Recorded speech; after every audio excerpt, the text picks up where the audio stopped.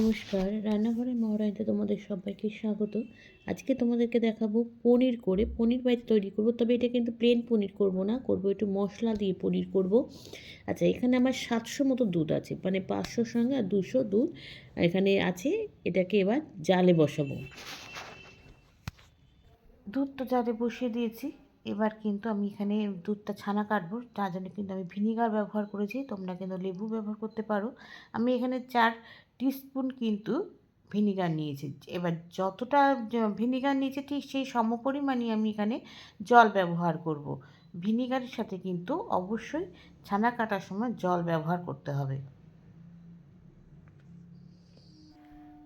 আচ্ছা, মশলা পনির যেহেতু করবো, সেই মশলার জন্য দেখো প্রথমে নিয়ে নিয়েছি ধনে পাতা। এখন তো ধনে পাতা সাফিসিয়েন্ট, ধনে পাতা কেটে নিয়েছি। ধনে পাতাটাকে ছোটো ছোটো করে কেটে নেব। আর তার সাথে দেবো কিন্তু একটা কাঁচা লঙ্কা। কাঁচা লঙ্কা বেশি দেবো না, যেহেতু ঝালের ব্যাপার, সেজন্য একটা কাঁচা লঙ্কা আমি ছোটো করে কেটে নেব।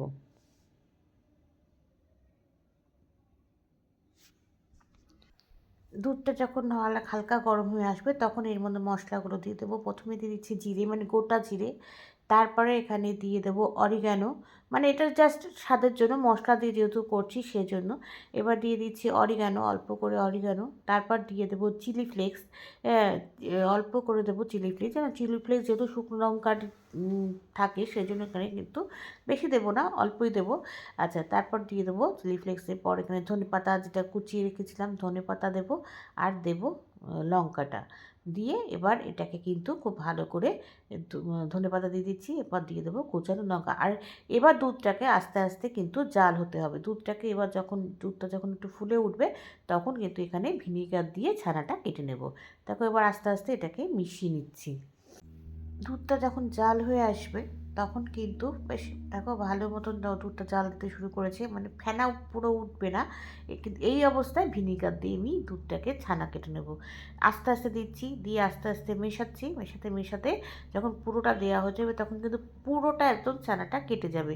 এবার দেখো এখনই বোঝা যাচ্ছে ছানাটা কিন্তু কাটতে শুরু করেছে। এবার পুরো ভিনিগারটা এখানে দিয়ে দেবো। দুধটা আমার একদম ছানাটা কেটে গেছে, দেখো মনে হয় রেডি হয়ে গেছে। আমি কিন্তু গ্যাসটা অফ করে দিয়েছি। আচ্ছা, এবার যেটা ব্যাপার সেটা হচ্ছে এবার ছানাটাকে ছাঁকবো। এখানে আমি কিন্তু আমার কাপড়টা একটু মোটা হয়েছে, যদি সাদা সুতির যে মসলিন কাপড়গুলো হয় সেগুলো দিয়ে কিন্তু ছাঁকলে ভালো হয়। আমি দেখো এখানে আমার মানে রান্নাঘরে যে টাওয়ালগুলো ব্যবহার করি, পরিষ্কার নতুন টাওয়াল, সেটাকে আমি নিয়েছি। এবার এর মধ্যে কিন্তু ছানাটাকে আমি ছেঁকে নিয়েছি। এবার পনিরের জলটাকে কিন্তু বের করব, চিপে আগে বের করব। তো পুরোটা আবার না বের হলে এটাকে একটা সেট করব। সেট না করলে পনিরটা যখন তৈরি হবে তখন কিন্তু সেটাকে কাটা যাবে না। সেই জন্য এটাকে এবার ভালো করে চিপে নিয়েছি, দেখো চিপে নিয়ে। আর এই ছানার জলটা কিন্তু নষ্ট করব না। এরপরে আমি পনির দিয়ে যে রেসিপিটা রান্নাটা করব সেখানে কিন্তু আমি ছানার জলটা ব্যবহার করব।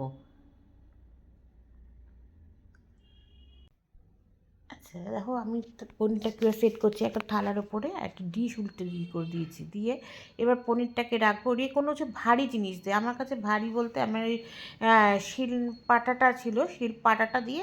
পরে দেখলাম এটা নোড়াটা দিয়ে হলেও হতো। আমি এখানে শিল পাটাটা দিয়েছি, দিয়ে এটাকে কিন্তু বেশ আধ ঘন্টার মতন এরকম করে চেপে রেখে দিতে হবে, তাহলেই কিন্তু পনিরটা সেট হবে। এবার দেখো পনিরটা তোমাদেরকে দেখাচ্ছি কেমন হয়েছে। এখানে পনিরটা সেটটা খুব সুন্দর হয়েছে, তবে আমার যেহেতু এখানকার কাপড়টা একটু মোটা ছিল তার জন্য কিন্তু পনিরের ওই জায়গাটা না একটু গর্ত হয়ে গেছে, না হলে কিন্তু পনিরটা খুব মানে সেটটা ভালো হয়েছিল। এই জন্য মানে একদম পাতলা কাপড়ে করতে হলে এটা একদম ভালো হবে, পাতলা পাতলা কাপড়ে করলে। দেখো এবার এটাকে খুলছি, খুলে দেখার পর আমি বুঝতে পেরেছি যেহেতু আমার এই জায়গাটা একদম মোটা হয়ে আছে, ওই জায়গাটা পনিরটা বেশি গর্তে চলে গেছে। আর শিল পাটাটা দিয়ে চাপা দিয়েছি, এটা যদি নোড়াটা দিয়ে দিতাম তাহলেও এতটা হতো না। এবার দিয়ে দিয়েছি, প্রথমবার করেছি তো, প্রথমবার করে এটা বুঝতে পারলাম ভুলটা কী হয়েছে। পরের বার নেক্সট বার করলে তখন আর এটা করবো না আর কি। ওই দেখো দেখতে পাচ্ছ মাঝখানটাই কিন্তু একদম গর্ত হয়ে গেছে। আচ্ছা, দেখো পনিরটা কিন্তু আমার একদম রেডি হয়ে গেছে। খুব সুন্দর, খুব নরমও হয়েছিল, শুধু ওইটুকুনি জায়গা নিজের দোষে হয়েছে, যাকে পরের বার আর হবে না। তোমরাও কিন্তু এভাবে বাড়িতে ট্রাই করো, আমাকে জানিও। লাইক, কমেন্টস আর শেয়ারের মাধ্যমে তোমরা যারা আমার চ্যানেলটাকে সাবস্ক্রাইব করে আমার সঙ্গে রয়েছো তাদের জন্য রয়েছে অসংখ্য অসংখ্য ধন্যবাদ।